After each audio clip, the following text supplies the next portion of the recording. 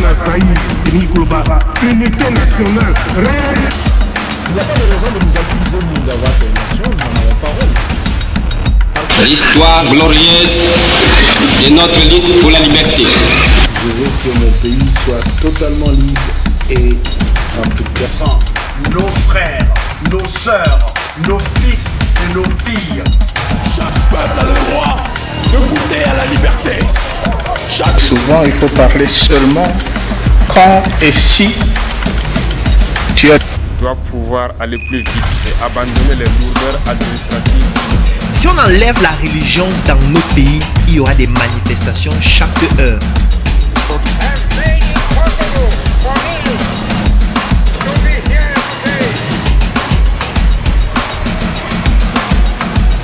Icône africaine disait, je cite, « L'éducation est une arme la plus puissante qu'on puisse utiliser pour changer l'humanité. » Fin de citation. Mesdames, Messieurs, à toutes et à tous, bienvenue à notre sacré rendez-vous sabbatique dans le philosophoire des élites où nous endossons comme ça la mission, la grande responsabilité de réfléchir pour le mieux-être de l'avenir de la Madame, la République démocratique du Congo. C'est une, je dirais, une mission sacro-sainte dont on s'endosse chaque week-end pour justement essayer de disséquer, échanger autour de questions aussi pertinentes que importante pour bâtir un Congo mieux qu'avant. Voilà. Pour le numéro d'aujourd'hui, 21 septembre 2024, nous avons calé une thématique qui revêt une grande importance à l'égard de tous parents. Comme j'ai déjà entamé avec dans l'introduction de notre émission, avec une citation qui nous révèle qu'aujourd'hui, nous allons nous étendre autour de l'éducation. Et moi, je dis ceci.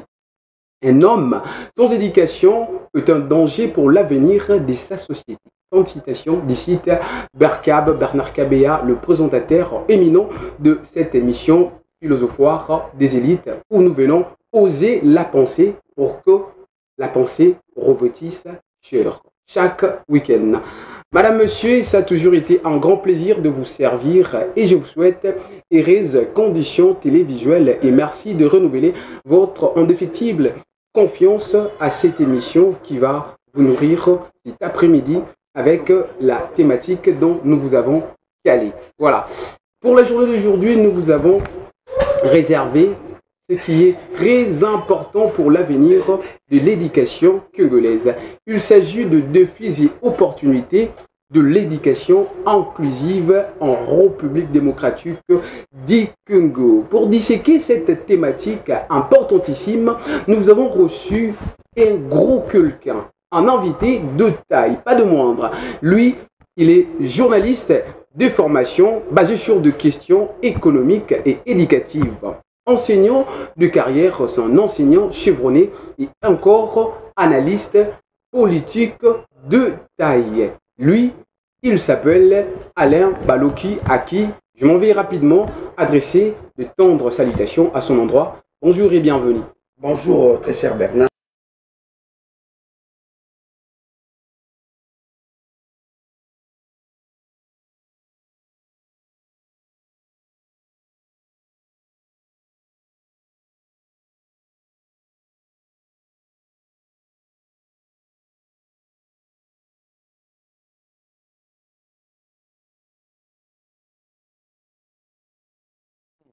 Quand vous sortez juste sur votre arrêt, directement, vous rencontrez les embouteillages. Il faut toujours bien calculer les choses avant de sortir. Bien évidemment, il faut toujours bien calculer les choses avant de sortir. Là, ce sont le mot propre. Alain Baloki, dame, monsieur, à présent, comme nous sommes dans le philosophoire des élites, on va essayer de réfléchir autour de la thématique dont je venais de vous révéler, défis et opportunités de l'éducation inclusive en République démocratique du Congo. Déjà, incessamment, on se pose de nombreuses questions. Est-ce que l'éducation inclusive en République démocratique du Congo existe-t-elle?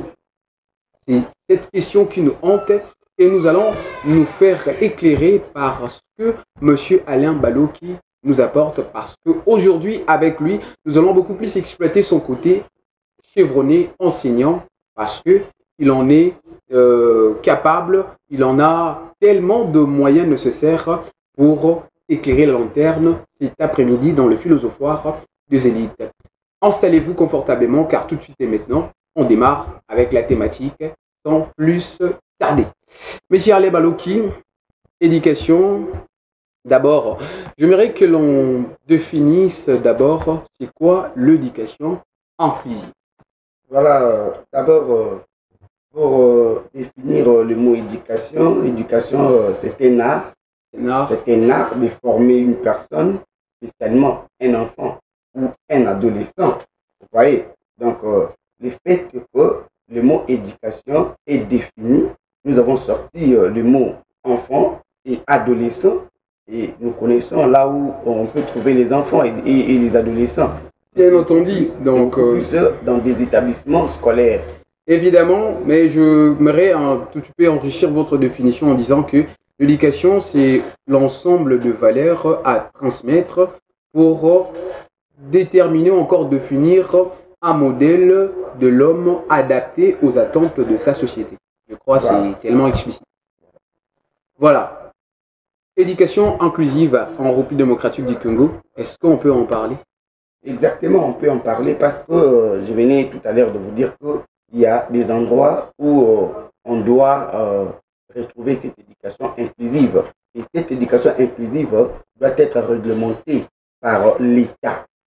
Voilà pourquoi... Sans vous couper la parole, dans votre définition au début, vous avez justement donné la définition de l'éducation sans beaucoup plus accentuer sur, en un mot, je dirais, l'éducation inclusive. C'est quoi exactement? Parce que c'est là que ceux-là et celles-là qui nous ont accordé leur précieuse attention, ils sont piaffés d'impatience de savoir c'est quoi exactement l'éducation inclusive. Parce que c'est notre thématique majeure de cet après-midi. Voilà, l'éducation inclusive, c'est un moyen mis par les autorités pour que tout le monde, tous les enfants, tous les adolescents bénéficient au moins d'une formation quelque part. Parce que quand on parle d'abord de l'éducation, venez donner la définition, la vraie définition d'ailleurs de l'éducation.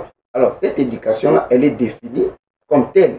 Mais quand on parle maintenant de l'éducation inclusive, donc c'est-à-dire les moyens que l'État a mis en place pour faciliter, pour permettre à ce que tous les enfants du pays puissent bénéficier de cette éducation. C'est pourquoi on parle d'éducation inclusive. Donc les moyens mis en place pour que tous les enfants bénéficient de cette éducation, ou soit de ce moyen de formation. Et on revient alors par où on s'était arrêté avant de vous faire rebondir sur la définition de manière explicite. Est-ce qu'existe-t-il l'éducation inclusive en République démocratique? Exactement. L'éducation inclusive existe en République démocratique du Congo. Pourquoi? Parce que nous avons des écoles. Nous avons des écoles. Est-ce que dans toutes ces écoles, d'après votre définition, c'est faire profiter à tout le monde de l'accessibilité universelle, n'est-ce pas? Alors, est-ce que dans toutes les écoles, existe-t-il le même moyen que l'on peut retrouver ailleurs? Déjà ça, les enseignants sont-ils bien équipés? On ne sait pas. Comment est-ce qu'on peut arriver à parler de l'éducation inclusive si tous les moyens ne sont pas réunis pour matérialiser la dite éducation inclusive? Voilà. On sait que je sache, là où se trouve un établissement scolaire, il faut qu'il y ait des personnes compétentes, vous voyez, des personnes disponibles pour suivre ce travail d'éducation. Et à mon humble avis, je ne vois pas un préfet ou un directeur d'école faire passer quelque chose qui n'est pas digne à la morale dans une école. Donc, dans notre pays, dans tous les établissements scolaires, il existe cette éducation inclusive. Pourquoi? Parce que tout est réglementé, tout est bien écrit. Quand un enfant parle à l'école, il y a des choses, il y a un programme bien déterminé, des programmes de leçons. Et parmi ces programmes de leçons, les enseignants sont là pour faire respecter les normes dans une école. Voilà pourquoi moi je vous dirais que dans notre pays, la RDC, il existe une éducation inclusive. Mais le vrai problème se trouve au niveau des faisabilités. Je venais de vous dire, oui, je venais vous le dire ici au début que tout est réglementé, tout est bien établi, pour que l'enfant congolais reçoive quand même un très bon encadrement. Parlons d'abord parce que l'école, c'est aussi l'un des milieux où l'enfant peut aussi aller continuer l'éducation reçue à l'école. Vous voyez, évidemment. Si les parents sont démissionnaires de l'éducation, l'école est là pour faciliter quand même la chose aux parents. Raison pour laquelle, moi, je vous dirais que dans des établissements scolaires dans notre pays... Et l'école, les parents, ils travaillent en complicité pour reçu l'éducation d'un enfant. Raison pour laquelle chaque enfant a un journal de classe. Le journal de classe, c'est un moyen de communication entre parents et école en cas de besoin. Vous voyez, l'école peut communiquer quelque chose à travers les parents. Ils le feront à travers le journal de classe. Mais je voulais vous dire une chose. Vous voyez, allez-y. Ça, nous avons... Avec moi ici, c'est le programme national. National. En tout cas, je préfère... Déjà, ce programme, ça date de quelle année? Ce programme, vous voyez, programme national de l'enseignement primaire, ça date Édition de 2011. 2011. Voyez, nous sommes en quelle année? Nous sommes en 2024. Bientôt, là, nous serons en 2025. Alors, je voulais... Ça fait Marie, monsieur. Depuis 2000... Ah, non, attendez. J'aimerais que l'on traîne un tout petit peu sur... c'est cette réalité qui vient de me heurter. Depuis 2011, ce programme n'a jamais été revu. Exactement. Vous voyez là-bas, édition avril 2011. Alors, mais non, notre éducation évolue, progresse ou régresse? Alors, voilà, c'est là où je suis d'abord. La première des choses, avant que je réponde à cette question, j'aimerais d'abord éclaircir certaines choses. Oui, expliquez-nous. Vous voyez dans le programme national de 2011.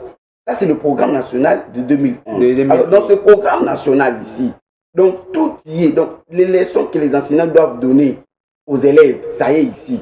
Mais il est fort regrettable. On peut dire que c'est un instrument puissant qui dénote l'existence de l'éducation inclusive parce que tout établissement scolaire devait observer ce qui a été écrit et l'inoculer aux enfants. Exactement. De sorte à propulser l'éducation congolaise. Notre système éducatif est basé sur le programme national. Et dans ce programme national, il y a ce qu'on appelle le profil des sorties. Donc dans chaque degré, d'ailleurs au primaire, nous avons 3 degrés. On a les degrés élémentaires pour la première année et la deuxième année primaire. Aujourd'hui, c'est l'éducation des bases. Il y a le degré moyen de la 3e année jusqu'en 4e année. Il y a le degré terminal. Là, nous voyons la 5e année et la 6e année. Alors, ce programme national de 2011, c'est un programme qui nous présente le profil des sorties dans chaque degré. Donc, c'est bien déterminé pour dire que non, un enfant qui finit le degré élémentaire est capable de lire, par exemple, l'alphabet français, est capable de lire des diphtongues, est capable de lire des syllabes. Vous voyez? Et le degré moyen a aussi un profil des sorties. Alors, qu'est-ce que nous constatons personnellement, parce que je suis chercheur, je sais, je vous dis, c'est que j'ai vu dans un premier temps, parce que je suis dans le domaine scolaire. Voilà, donc vous menez l'investigation même en étant enseignant. Exactement. C'est votre travail, vous êtes journaliste. Ce que nous constatons, on ne parle pas d'abord de la révision de ce programme. Est-ce que ce programme est mis en pratique de manière totale? Moi, je dirais non. Mais alors, qu'est-ce qui manque? Qu'est-ce qui bloque? Ce qui bloque d'abord, il y a les enseignants. Monsieur le président Félix-Antoine Tshisekedi avait fait une sortie médiatique pour dire que les enseignants de notre pays ne sont pas très bien formés. Ils ont été taxés de faiblard. Pas du tout. Le président n'avait dit que la vérité. Vous voyez, moi, je viens de confirmer ce que le président avait dit. Le président avait dit la vérité. Pourquoi on ne les a pas tous exclus et essayer de trouver d'autres animateurs de notre éducation? Là, sera maintenant le pire. J'aimerais vous expliquer pourquoi est-ce que... Alors, comment je vais vous confier mon fils, mon enfant, pendant que je sais que vous n'êtes pas à mesure de lui transmettre quelque chose qui pourrait apporter au moins un changement ou encore ce qu'on pourrait attendre d'un enfant. L'exception ne manque pas pour confirmer la règle, cher Bernard. Lorsque le président avait dit, il n'avait pas dit que tous les enseignants. Vous voyez, nous allons espérer sur les exceptionnels. Mais écoutez, monsieur Bernard, le vrai problème, la question que vous venez de poser, pourquoi les enseignants n'ont pas de niveau? Expliquez-nous pourquoi. Les enseignants de notre pays, d'abord, ils ne font pas vraiment des recherches comme il se doit. Nous avons le programme national de 2000, le programme ici de 2011. Alors ce programme, en 2006, a été fait par rapport aux réalités de 2011. Aujourd'hui, quand nous quittons 2011 jusqu'en 2024, il y a beaucoup d'années qui se sont passées. Alors, il y a aussi des problèmes, des enjeux actuels où on doit quand même adapter notre programme par rapport aux problèmes actuels. Nous avons par exemple le cours des technologies. Le cours des technologies tel qu'il a été enseigné en 2011, ça ne doit pas toujours être de la même manière. Et que ce sera aussi enseigné en 2024. Alors, les enseignants de notre pays, quelque part, excusez-moi très chers enseignants, je ne vous taquine pas, mais je dis ce qui est vrai. Les enseignants ne font pas de recherche. Vous voyez, ils ne font pas de recherche. Pourquoi ils ne font pas de recherche? Excusez-moi, je vais prendre la défense des enseignants quand même, j'en suis pas un. Comment vous voulez que je me mette à jour pendant que l'instrument de mon travail date déjà de beaucoup d'années? Ok. Très cher Bernard, prenons le cas par exemple du cours des ESE, Éducation pour la santé et environnement. Vous voyez, l'État, il nous donne des cours à donner sans pour autant sortir des manuels. Vous voyez, il y a un problème de manuels. Alors l'enseignant, mais non. On ne peut plus de fausser sur les enseignants. Écoutez mon frère, écoutez, mais ce cours est enseigné, où est-ce qu'ils trouvent les contenus? C'est que les enseignants peuvent faire. Ils peuvent élaborer des manuels. Vous voyez, aujourd'hui, on peut quitter sur le plateau, on part au grand marché, ou soit dans des librairies, pour chercher les cours, le livre, le manuel. Là où il y a éducation pour la santé et environnement, première année ou deuxième année, vous n'allez pas en trouver. Mais dans l'entretemps, il y a ces leçons, ces dispenses. Vous voyez, ces sujets, ces dispenses. Où est-ce qu'ils puisent la matière? C'est ça maintenant le vrai problème. Vous voyez, c'est ça le vrai problème. Est-ce que c'est que les enseignants donnent dans nos établissements scolaires, ce sont des choses qui sont réglementées par rapport au programme national? Moi, je demanderai aux enseignants, on est des chercheurs, on doit fournir beaucoup d'efforts pour que nous puissions avoir des manuels. Mais qu'est-ce qu'ils font déjà sur cette question? Je m'aurais vous poser la question de savoir que font les inspecteurs sur cette que vous venez de nous révéler, de dévoiler. Les inspecteurs, quand ils viennent dans des écoles, ils contrôlent d'abord le programme national. Est-ce que vous enseignez des choses telles que prévues dans le programme national? Vous voyez, est-ce que vous avez des enseignants qualifiés pour enseigner? Vous voyez, et ils ont le rôle même de former les enseignants en cas de problème. Moi, ici, j'aimerais interpeller les enseignants par rapport à notre manière de faire les choses. D'abord, aujourd'hui, avec la gratuité de l'enseignement, vous allez vous retrouver avec 100 élèves dans une même salle de classe. C'est recommandé de donner 6 cours. Mais quand vous regardez les cahiers d'un enfant, quand il quitte l'école pour venir à la maison, vous allez voir seulement 2 cours. C'est la conséquence de l'éducation inclusive. Et ça aussi, l'éducation inclusive, quand bien même qu'elle existe, mais elle souffre un tout petit peu. Vous voyez, ici, moi, je n'ai pas une personne. Les enseignants, ils sont pour beaucoup, mais aussi les autorités du pays. Ils sont aussi pour beaucoup. Pourquoi? Parce qu'ils ne mettent pas le moyen. Quand vous sortez un programme national comme ça, vous dites, voilà, il faut enseigner tel cours, tel cours, tel cours. Alors, il faut aussi mettre les manuels, il faut mettre les moyens pour que les enseignants s'en procurent, pour qu'à leur tour, qu'ils dispensent bien les cours auprès des élèves. Mais dans notre pays, on vous dit des choses à faire et on vous laisse comme ça. Et quand on vous laisse comme ça, vous devez maintenant faire des recherches. Je voulais vous rappeler une chose, ne peut enseigner, selon le système éducatif de notre pays, ne peut enseigner à l'école primaire que celui qui a fait les humanités pédagogiques. Ouais, si vous n'avez pas fait les humanités pédagogiques, vous êtes donc sous-qualifié. Sur, je ne sais pas cette mesure, cet article, est-ce que c'est ce qui s'est vu en République démocratique du Congo? Parce que plusieurs n'ont pas été dans la faculté pédagogique, n'ont même pas traversé les humanités pédagogiques. Ils se retrouvent aujourd'hui en train de dispenser le matière dans beaucoup d'écoles. Est-ce que ce mesure a aussi, je dirais, un organe mis en place pour essayer de traquer et ceux qui n'observent pas ces règles? Le vrai problème aussi dans notre pays, c'est que, vous voyez, quand les inspecteurs viennent dans des écoles, ils remarquent que M. Bernard est sous-qualifié. Vous voyez, qu'est-ce qui se fait? Il y a maintenant des arrangements particuliers. Vous voyez? Non, il faut appeler le chat par son nom, la corruption. Ce n'est pas les arrangements particuliers. Moi, il y a la corruption. Étant enseignant, il y a des mots que je dois quand même avoir des retenues Non, c'est la corruption. C'est pas un arrangement particulier. Là, c'est à vous de le dire. Moi, je dis il y a des arrangements particuliers. Peut-être l'inspecteur peut dire au chef d'établissement, voilà, nous avons remarqué que Bernard est sous-qualifié, fournissait beaucoup d'efforts d'engager le qualifié. Ce sont des arrangements. Vous voyez. Alors, moi... À cet inspecteur, quand il lui arrive de faire ce que M. Alain vient de dire, il y a une grosse enveloppe qui l'attend. On se connaît, on ne va pas se voiler le visage. Nous sommes Congolais, le cœur, du sang. Je ne peux dire des choses que j'ai vécues. Vous voyez, moi je n'ai jamais vu un inspecteur, j'ai vu aussi chef d'établissement. Moi, quand l'inspecteur vient à l'école, alors nous faisons le travail et à la fin de compte, il a mal ses affaires, il part. Lui, ce n'est pas à moi de le payer, c'est l'État qui doit le payer, c'est son travail, il est payé pour ça. Pas de transport. Vous voyez, mais là sur les côté transport. Voilà, j'aimerais d'abord vous expliquer une chose, monsieur Bernard, par rapport au système éducatif de notre pays. Les enseignants, ils sont là, ils sont des organes techniques. Vous voyez, ils sont là pour mettre en pratique ce programme national.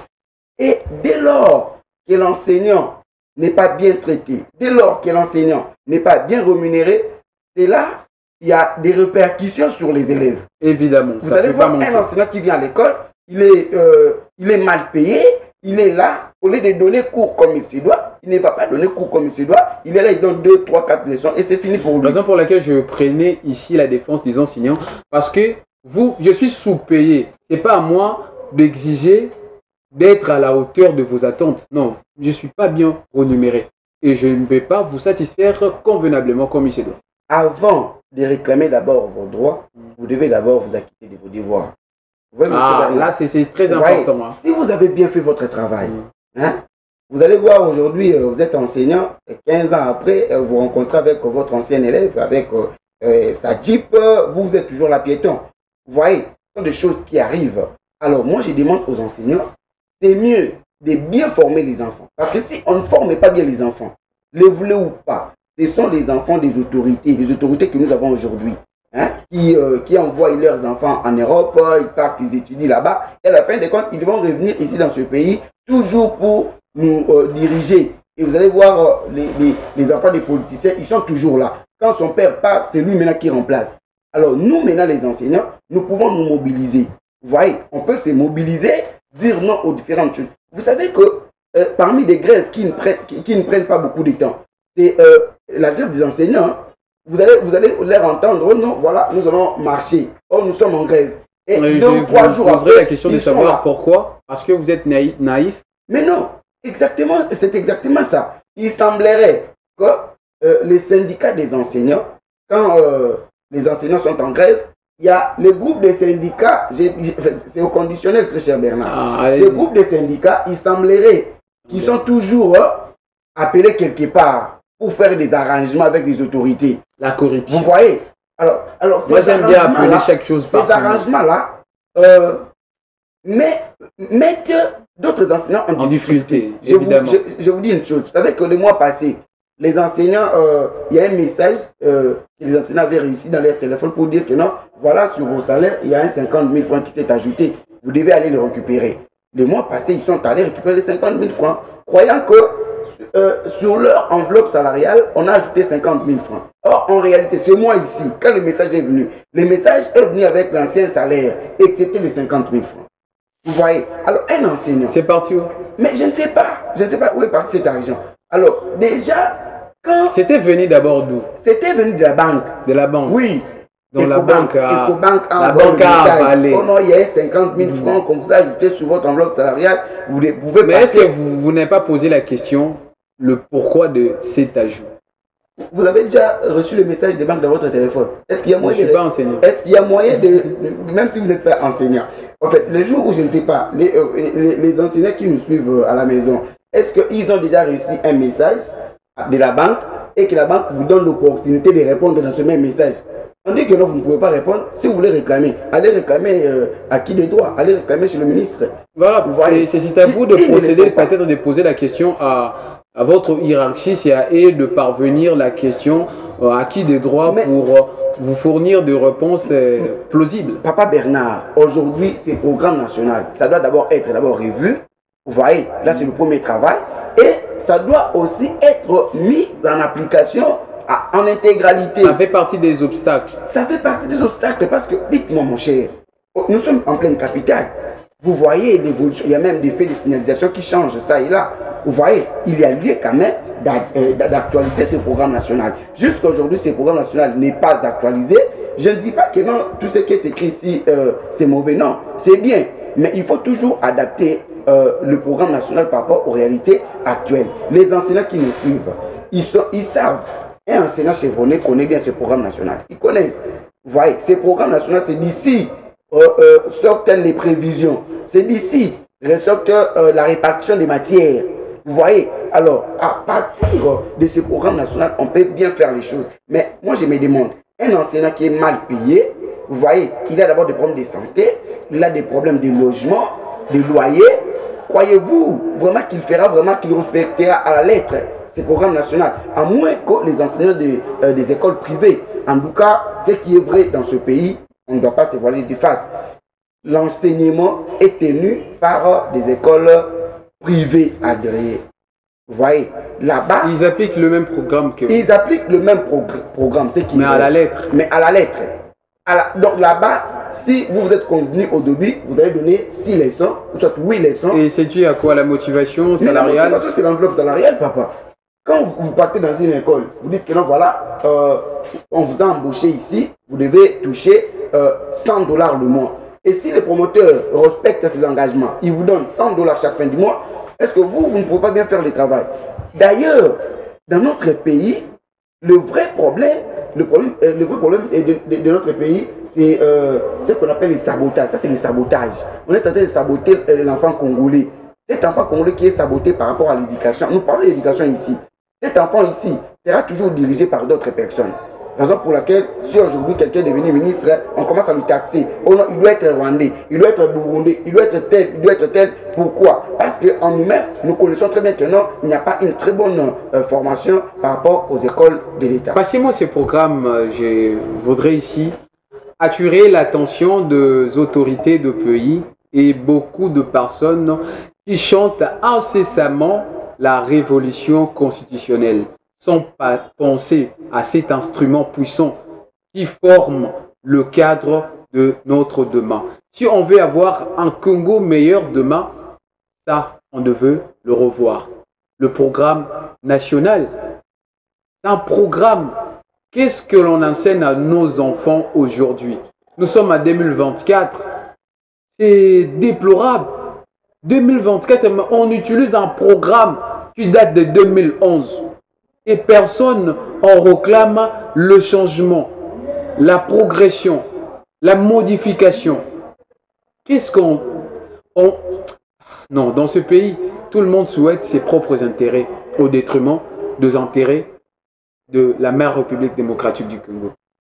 Les enseignants souffrent, l'éducation congolaise souffre et on doit mener des changements plausibles, efficaces pour changer des choses et espérer avoir un Congolais meilleur, capable de résoudre ses propres problèmes. Parce qu'aujourd'hui, nous espérons que les solutions, le remède vont nous peut-être tomber de l'Occident ou de l'Orient. Non. Si on se forme, je sais qu'il y a des personnes, des enseignants capables de réfléchir pour nous élaborer un programme consistant qui peut former aussi l'élite congolaise capable de réfléchir pour de sérieuses problématiques liées au contexte de sa société. Donc, dames, messieurs, chères autorités, nous devons penser à l'avenir de notre pays en retouchant ces documents pour que nos enfants aient un avenir ou encore une éducation, un enseignement adapté à l'évolution de l'humanité. Voilà, monsieur Alain Baloki, j'aimerais avec vous, à présent, essayer un peu de comprendre quelles sont les opportunités. Parce qu'ici, on parle de défis et opportunités. Je ne sais pas, on peut commencer avec le défi pour finir avec les opportunités. Mais je crois savoir que l'on venait de brosser, évidemment, le défi. Hein. À moins que vous ayez encore d'autres à fournir. Et ça sera une très bonne chose. C'est quoi l'opportunité de l'éducation inclusive en République démocratique du Congo, quand bien même nous ne cessons de déplorer tout ce qui va mal dans cet environnement éducatif? Voilà, d'abord, les opportunités de l'éducation inclusive et qu'aujourd'hui, il y a d'autres enfants qui sont orphelins de père et de mère. Vous voyez, Oui. ils sont logés dans des orphelinats, d'autres sont partis chez leur oncle, papa, une histoire comme ça. Alors, l'opportunité de l'éducation inclusive, ça offre à tout enfant congolais le minimum. Vous voyez, le minimum en termes d'éducation. Donc, c'est-à-dire, si la maison, il y a un problème à la maison, l'éducation inclusive, celle qui est bien élaborée par l'État, permet à ce que tout enfant se retrouve quand même. Lorsque le président de la République avait parlé de la gratuité de l'éducation des bases, il avait fait appel à l'éducation. Vous voyez, ces chargés de communication ont dit: que préférez-vous, que les enfants partent, restent dans des rues, ou qu'ils viennent quand même dans des salles pléthoriques et entendre quand même les instructions de l'enseignant? Vous voyez, je pense que comme c'était un cheval de bataille du président de la République, il y a des opportunités. D'abord, un enfant qui est encadré à l'école, il reçoit d'abord l'éducation de manière générale, et à part l'éducation, il est aussi protégé par un enseignant, un titulaire qui est devant lui, qui veille à ce que aucun mal ne lui arrive. Si l'enfant n'est pas dans une salle de classe et qu'il est en train de jouer partout, il y a lié, on peut le kidnapper, on peut le tamponner, donc il est exposé à beaucoup de problèmes. Raison pour laquelle l'éducation inclusive nous offre l'opportunité, d'abord dans l'encadrement de la jeunesse. Vous voyez, un enfant qui est dans une salle de classe, on espère quand même sur cet enfant, sur l'avenir de notre pays, au détriment de celui qui n'est pas dans une salle de classe. Vous voyez? Évidemment. Donc, là, ce sont des opportunités que l'éducation inclusive offre à tout enfant congolais. Raison pour laquelle nous demandons aux autorités de bien vouloir fournir beaucoup d'efforts, de mettre tous les moyens possibles pour que ces gens, ces acteurs principaux qui sont là pour encadrer ces enfants, pour continuer l'éducation de la famille, pour que ces enseignants soient quand même très bien traités. Vous voyez, quand ils sont très bien traités, vous allez remarquer que les opportunités qu'offrent ces programmes nationaux, ça va quand même profiter à tous les enseignants. Opportunité de l'éducation inclusive en République démocratique du Congo, c'est où nous en sommes. Mais moi, je vais nous exposer un récit déplorable, un récit triste. Tous ces enfants de la rue ne bénéficient pas de cette éducation inclusive. L'État congolais, elle en est la responsable parce que je ne vois, moi, pas aucune politique mise en place pour faire profiter aussi à ces enfants qui n'ont pas choisi de naître enfants de la rue, mais ils y sont retrouvés dans la rue.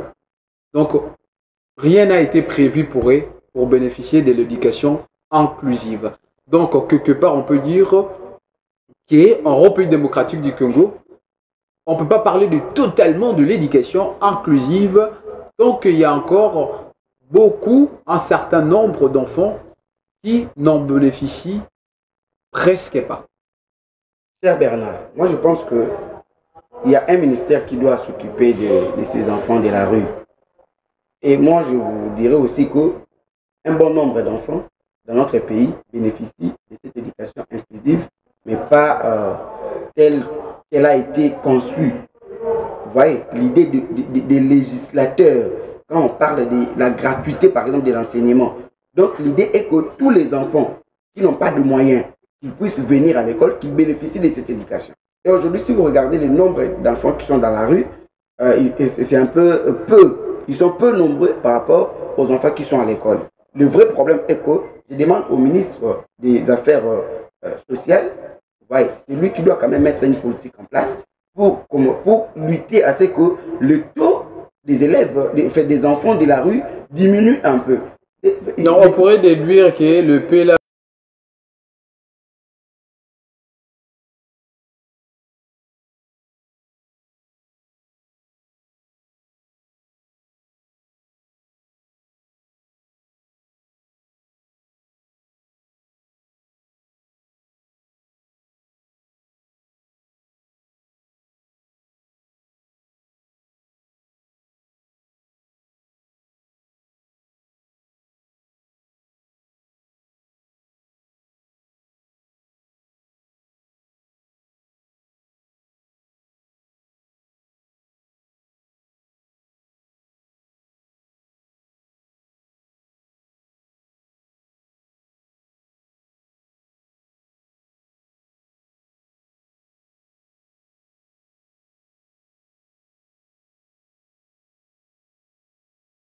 ne sont plus trouver les enfants de la rue, là c'est compliqué. En tout cas, là c'est compliqué. Mais le ministre des Affaires sociales peut mettre une politique en place. Vous voyez, s'il met une politique en place, là nous allons peut-être réduire le nombre des enfants dans la rue. Mais dit que non, finir cette opération, ce serait un peu compliqué. Un peu compliqué pour tout éradiquer d'après monsieur Alain Baloki, notre invité atypique de numéro inédit de Philosophoire des élites de ce week-end 21 septembre 2024. Dame, monsieur, je suis certain vous vous ressourcez convenablement parce que justement ici c'est un lieu, un endroit où la pensée se reveut chère.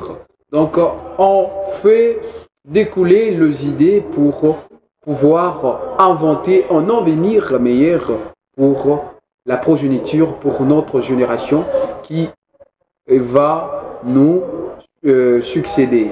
Parce que nous, quand bien même on n'a pas bénéficié de ce qu'on espérait avoir, mais fournissons les efforts nécessaires pour faire profiter à nos enfants ce que nous, on n'a pas bénéficié. C'est très important. Maintenant, avec monsieur Alain, je me rebondir un tout petit peu avant de chuter avec l'antenne, parce que justement, le temps nous file entre les doigts. Je voudrais seulement épingler le système de l'éducation, dite l'éducation inclusive.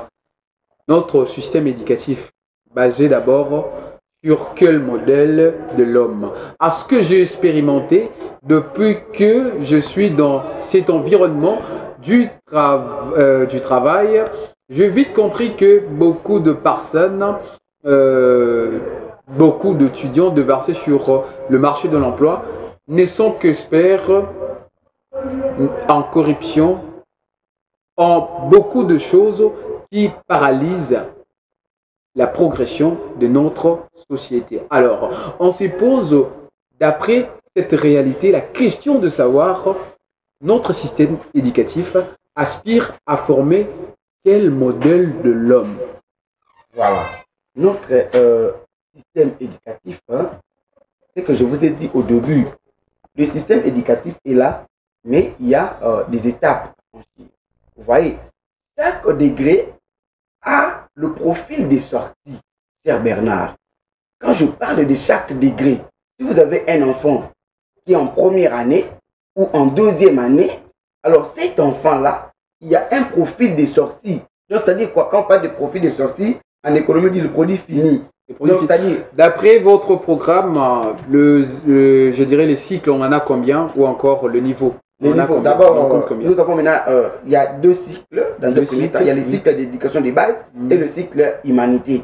Vous voyez? Donc, les cycles d'éducation des bases, ça commence de la première année d'éducation des bases jusqu'en 8e année.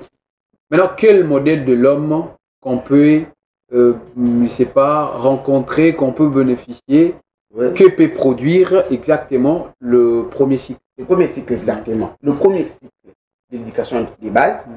Quand vous regardez un enfant qui a fini le cycle d'éducation des bases, il doit d'abord être capable de lire. Ouais, il doit lire correctement. Il doit très bien lire. C'est prévu dans ce programme national. Il doit lire, résoudre des petits problèmes de la vie courante. Vous voyez, par exemple, calculer. Vous voyez, quand on l'envoie au marché, il peut faire quelque chose. Mais il peut aussi procéder à des petites fabrications. Vous voyez, par exemple, un petit de la 8e année, en fait, la personne qui a fini jusqu'en 8e, parce qu'en 8e année, ils font le test qu'on appelle le TENASOS-P. D'ailleurs, dans les jours à venir, peut-être le TENAFEP va disparaître, parce que dans le même cycle, on ne peut pas avoir deux diplômes. Vous avez les diplômes, des certificats de fin d'études primaires, vous avez encore les certificats de TENASOS-P. Et pourquoi chambouler les choses à cette manière? Raison pour laquelle nous demandons... nous demandons aux autorités de bien vouloir revoir certaines choses.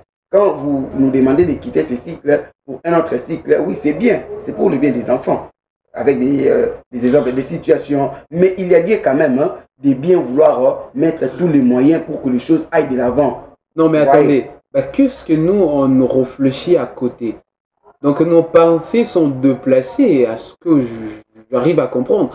on arrive à modifier les cycles sans toucher au programme national qui date de 2011. C'est ça le vrai problème. Alors qu'est-ce qu'ils font? Ils vont vous dire, oh non, il y a un document qui était sorti.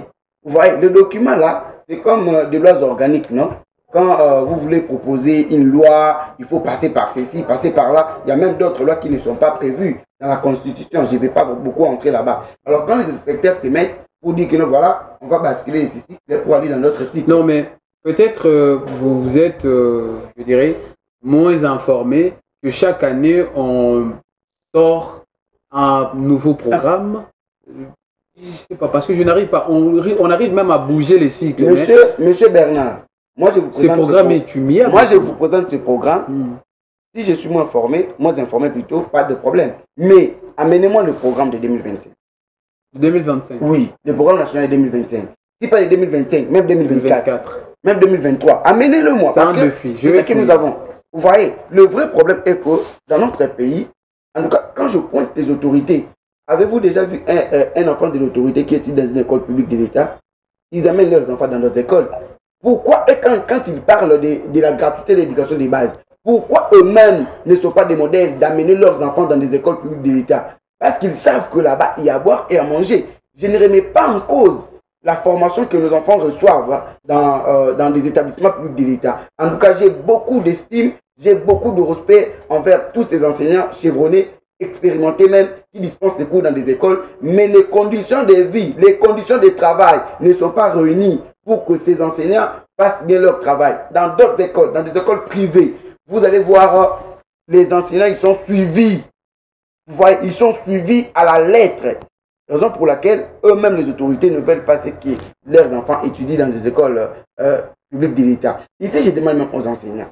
Si nous avons vraiment la passion de former les enfants, d'ailleurs, quelqu'un qui a fait plus de 5 ans, plus de 10 ans dans l'enseignement, c'est-à-dire l'enseignement est devenu comme sa passion.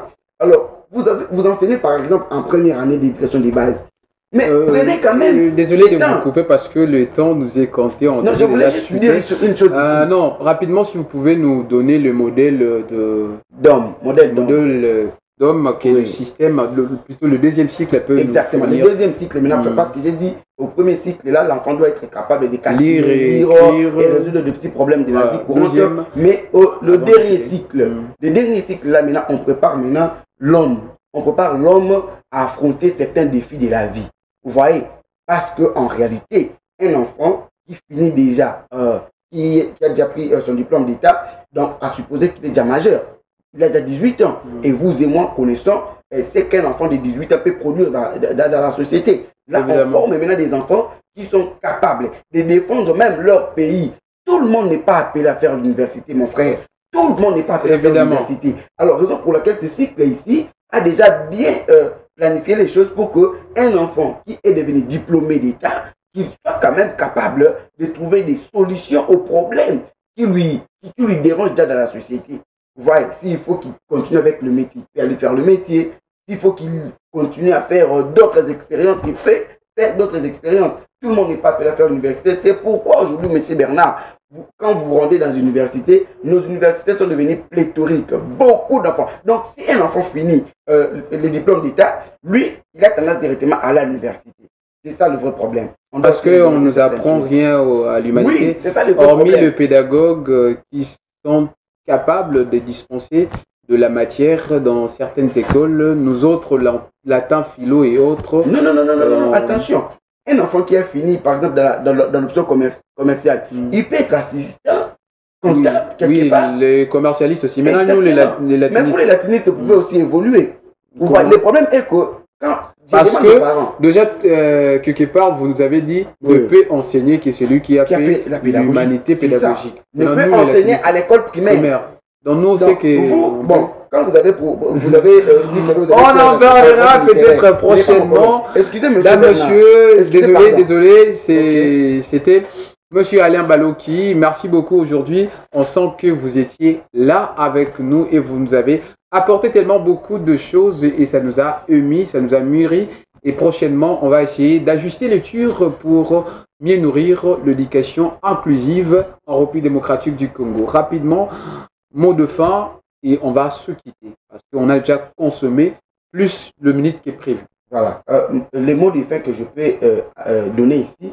D'abord, j'encourage M. Modeste. M. Modeste Bampembe, lui, est aussi quelqu'un qui évolue dans le domaine éducatif, précisément dans une école de la place. Lui, il a rédigé un manuel sur l'économie politique. C'est un manuel qui est vendu même au marché. Vous voyez, là, c'est une très bonne chose. Et je demande aux enseignants, c'est que nous donnons aux enfants, fournissons beaucoup d'efforts de publier si possible. Publier, ça veut dire des leçons que vous donnez là-bas. Vous approfondissez encore des recherches pour que nous puissions quand même avoir les manuels. Vous avez fait 5 ans dans une même salle de classe. Vous n'avez pas publié même un manuel d'un cours seulement. Même de l'ESM, d'éducation civique et morale. On doit fournir beaucoup d'efforts. Aimons notre pays, formons bien nos enfants. Et aux autorités, donnons les moyens qu'il faut aux enseignants pour qu'ils dispensent bien leurs leçons, pour qu'ils préparent l'avenir de notre pays à travers les enfants qu'ils encadrent.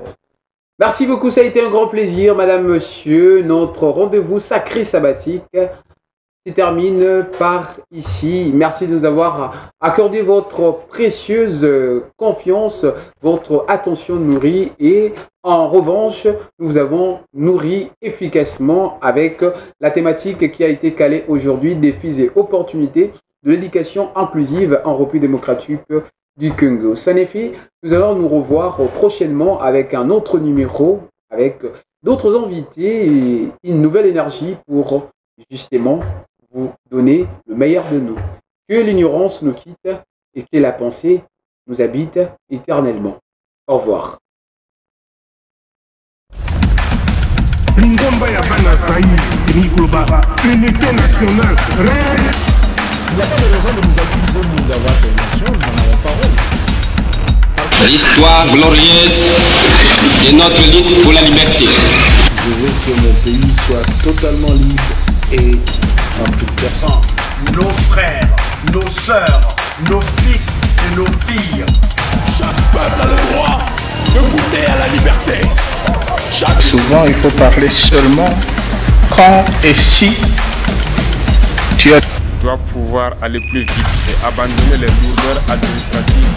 Si on enlève la religion dans nos pays, il y aura des manifestations chaque heure.